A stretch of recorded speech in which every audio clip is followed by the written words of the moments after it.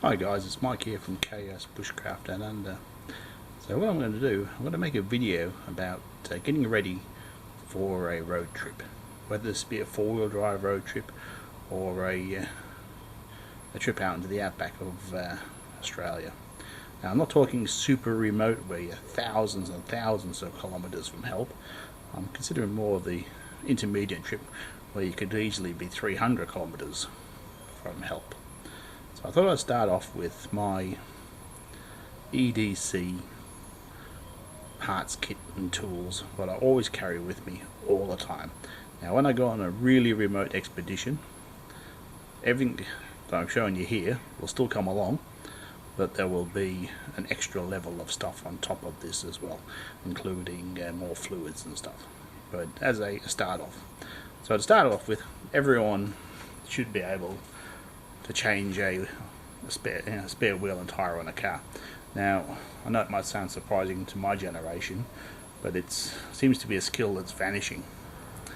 Now, obviously, if you've got a stock car, and mine's also completely stock for Toyota parts, you will know that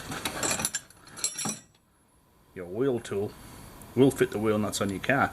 Now, twice over the last 10 years, I've had to come up and help someone out who would change the wheels and tyres on his car, but never give any consideration that they also change the size of the wheel nuts.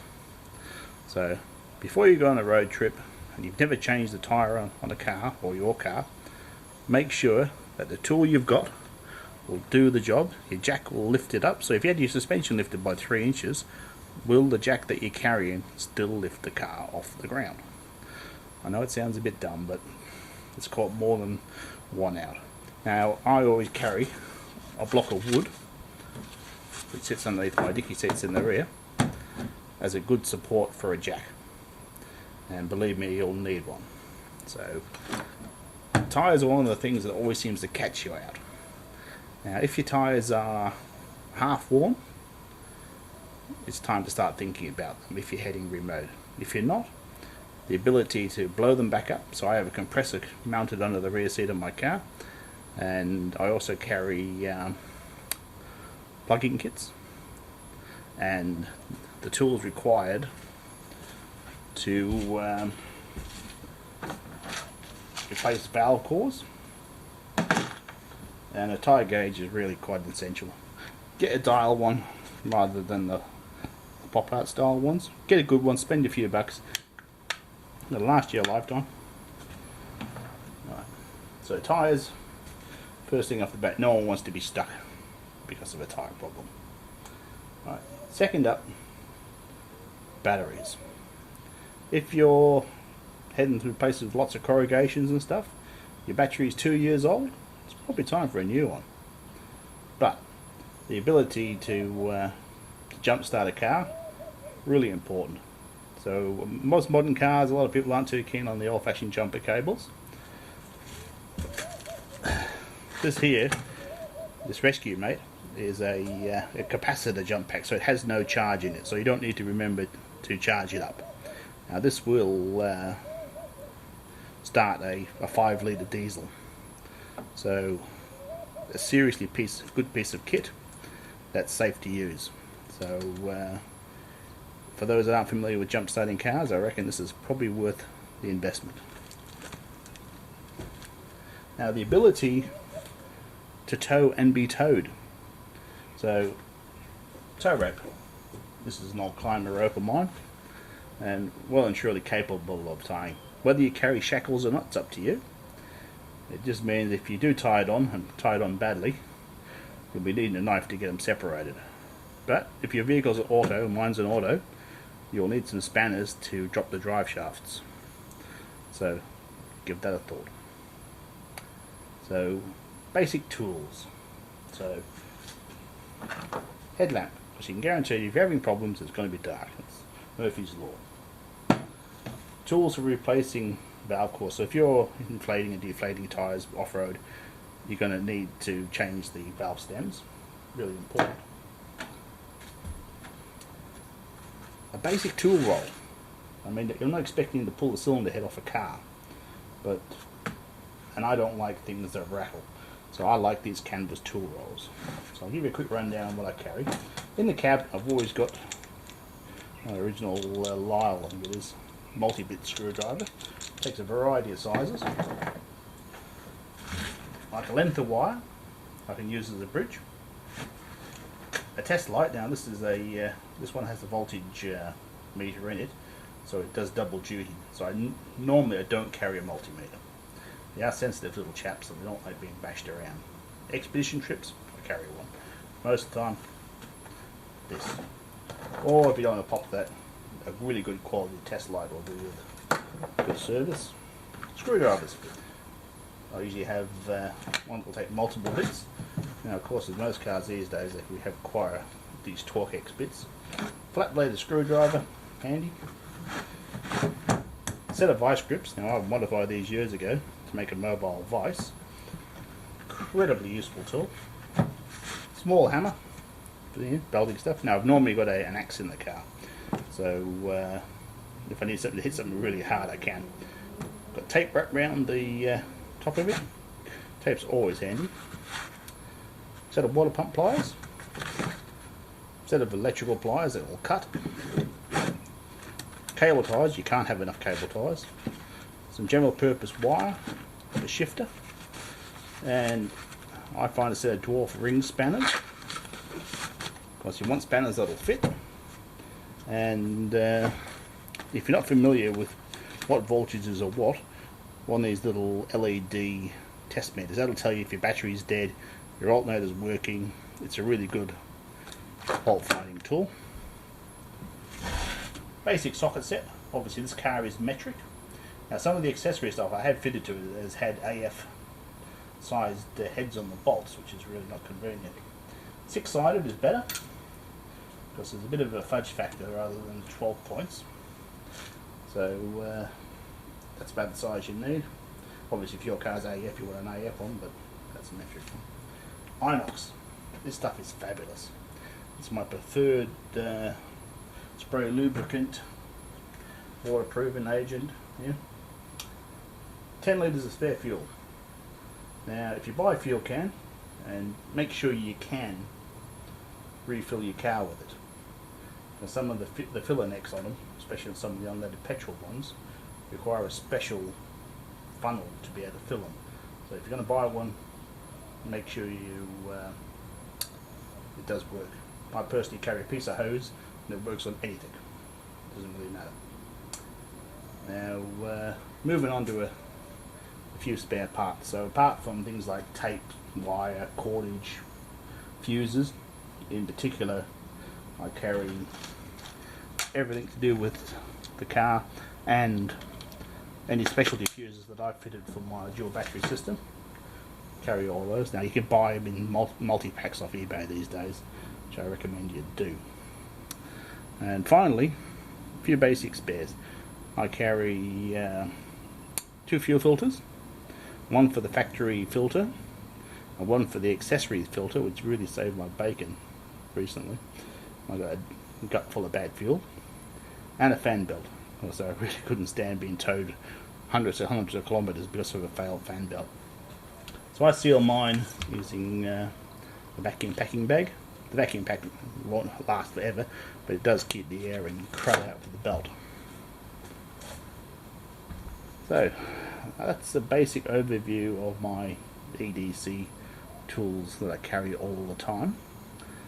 So as we progress through this video, I'll go through a car and show you the skills that you really should have to keep you out of trouble and to keep you alive if the trouble you do encounter you can't sort out yourselves. Anyway guys, hang in there. Hi guys, welcome back. So I've been giving it a bit of thought, and I think the most important thing getting ready for a remote road trip is to understand your car's systems. A German couple, one of them died basically because they didn't understand how to lock the freewheel on hubs on a Toyota Trip Carrier. They got themselves bogged, and every time they engaged me at first, it wasn't in four-wheel drive anymore.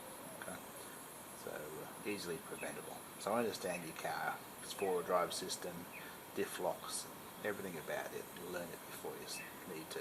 Okay, Then understand your fuel range, your best and worst conditions.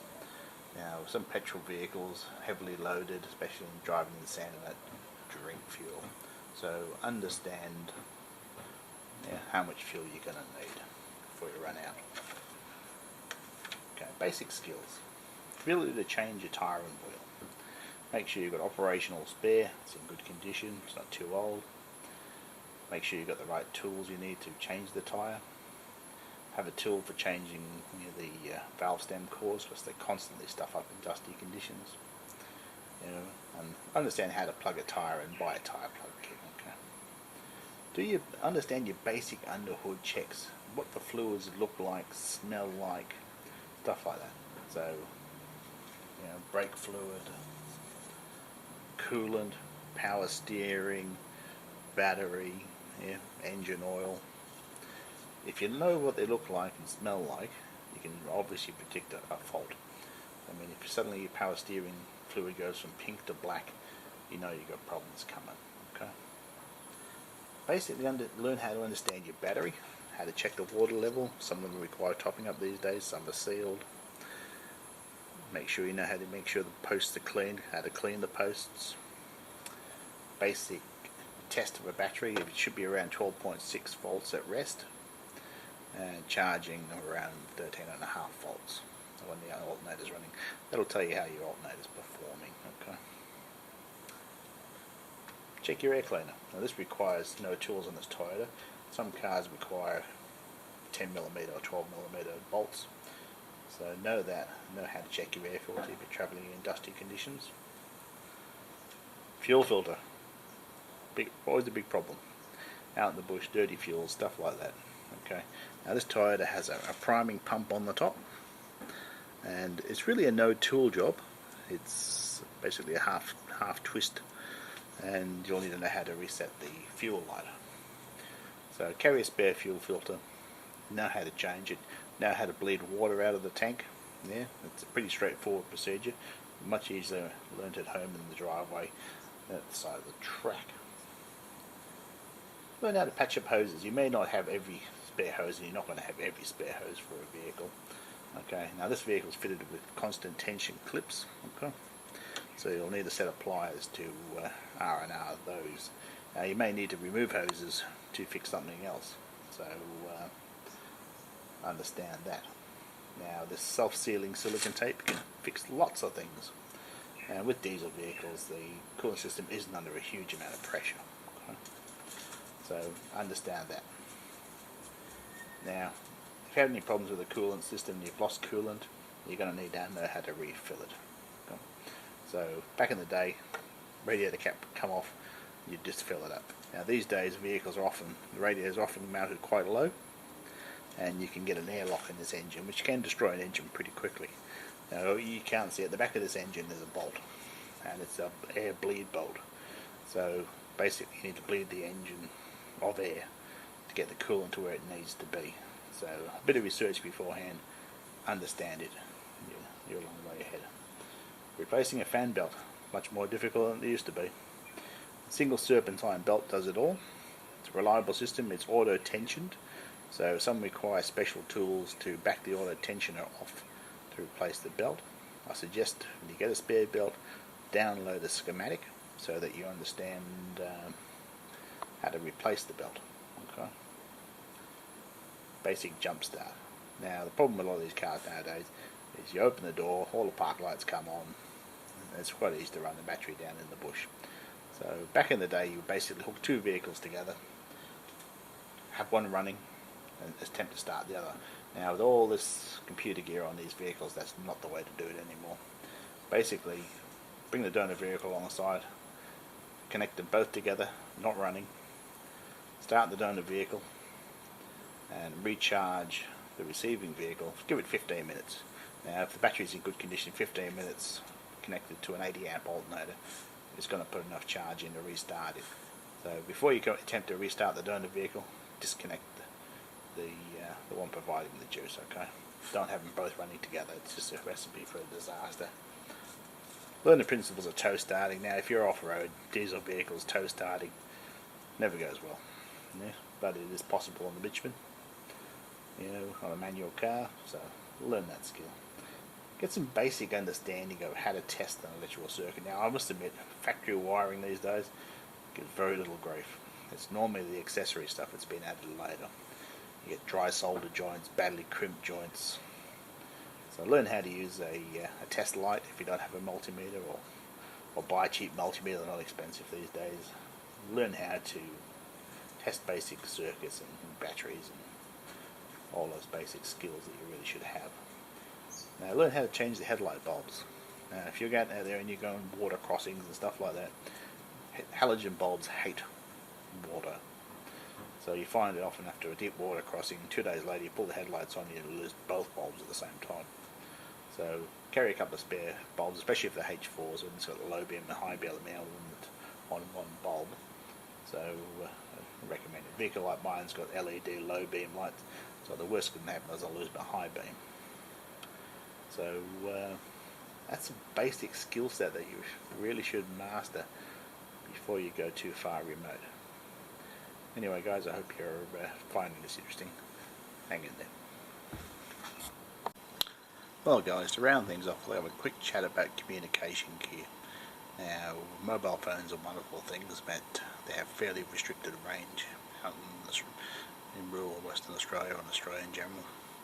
So most vehicles that are travelling about have UHF. Now you don't need to go to the cost and expense of installing a built-in unit, such as I have here.